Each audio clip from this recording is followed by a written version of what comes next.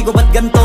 Ginaganapan ko lang na natural, tsaka inagapan ko na mautal nilawan. Sinugal ginapang minahal, katagalan natutunan ko rin tumagal. Tsaka alam ko naman na inaabangan na sana tabangan yung papakawalan para di naabangan. Kaso nga lang pala ba naman ang alabang kinalakihan na galingan ng galingan, kaya nakasanayan ko makabuo na madiin. Di ko na malayo na malayo na malayo na malayo, narating patay ako na pailing. Mga naniwala di ko pwede biguin, di ko pwede pakitaan na bitin. Mga tingan na kalang busugin ko pa din kahit kabisado na kalitiin. Alam ko na may mata na nagbabantay kung paano ako sasablay. Matyagang nag-aantay kung kailan ako tatamlay at lalaylay. Yung mga laway na makita ako na mahina, umay na manira, ngalay na manghila. Kasi nga walang pinakitang hindi pamatay.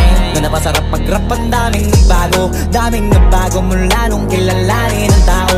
Daming nagtulak sa'kin, palaging maging ganado, palaging plakado, pag kumalaw palaging planado. Daming pasabog, kailangan pag malawak ang sakop. Ikaw din ang talo sa laban, pag nabalot ng takot. Kung saan ka aabot, takutin lahat ng mahahakot. Yung dami ng pagod ay may sukli pag di ka madamot. At kung di ko tsinaga, baka nauwi na sa wala. Ganito pala to kalala, kita mo naman na napala. Paano ko hindi ko ginawa? Yung iba di makahalata, malaki na ang nakataya. Marami na pwede mawala, kaya di na pwede pabaya. Hindi pwede puro mamaya, baka sa huli mapahiya. Totoo na parang himala lang siya mula sa iba ba tiningala. Matagal ko din na kinapakatagawa, di madapa yung kalidad. Di mo na kasi binabaan na marami pa nagdududa. Puro kilos ang inuuna, ngayon kita mo namumunga. Tumutubo na, pakarami ko nakukuha, pero di pa rin nalulula.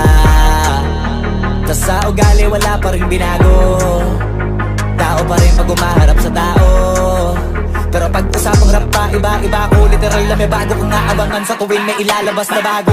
Yan ang ginawang pambawi sa nakikinig palagi, para mas lalo sila ganahan na yung mga bago ko hanapin. Yung iba naman nababawan, pero di na para atupagin. Di kasi nila maunawaan na yung bulsa ko pinapalalim. Kahit pa paano naman naganap ako paunti-unti, gumalaw ng pino, hindi maitatanggi. Iba din na laking munti, pila may anting-anting. Sa galing may malayong kunting, naging kambing sa dami ng hinahin na putahe. Pwedeng akalaing malaking kantin. Yung iba nakahalata na sa pangalan at plaka, nagiging malala bigla, lalo pag pabalik pag nabignasa. Pag gumagawa, ginagawa, magagawa, maiba lang ang lasa. Para maipakita ko din na din ako gumagawa ng basta-basta.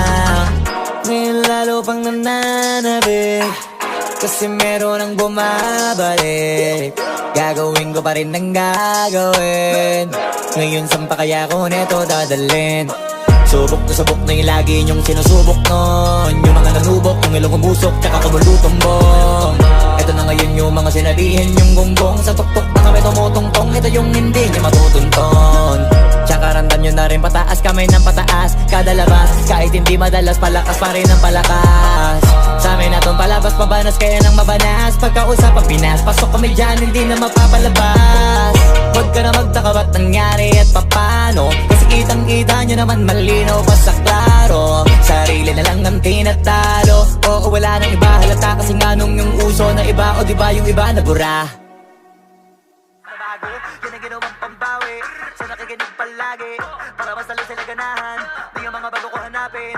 Yung iba naman nababawan, pero di na para atupagin. Di kasi nila maunawaan na yung bulsa ko pinapalalim.